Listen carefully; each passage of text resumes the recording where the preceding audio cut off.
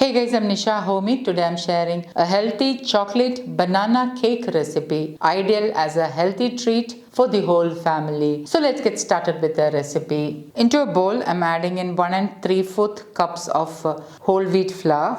The whole wheat flour I'm using is a traditional variety of wheat known as emmer wheat, also known as khapli wheat. It's an indigenous variety of wheat grain which has a very low gluten molecule and it is high in fiber. However, you can use ordinary whole wheat flour instead. 3/4 cup unsweetened cocoa powder. I'm adding the cocoa powder through a sieve as cocoa powder may contain lumps, so it's always ideal to sieve the cocoa powder. 1 teaspoon baking powder, 1 teaspoon baking soda, 1/4 teaspoon sea salt. Give this a good mix. And I'm going to keep the dry ingredients aside.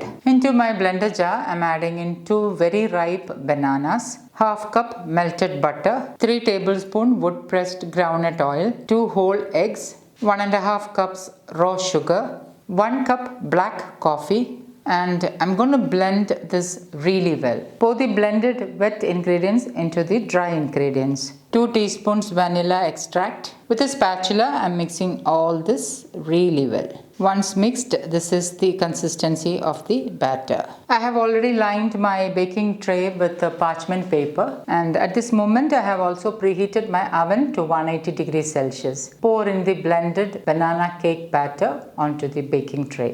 I'm topping it with dark chocolate chips. I'm using Kavacha chocolate chips. I'm sprinkling dark chocolate chips on top.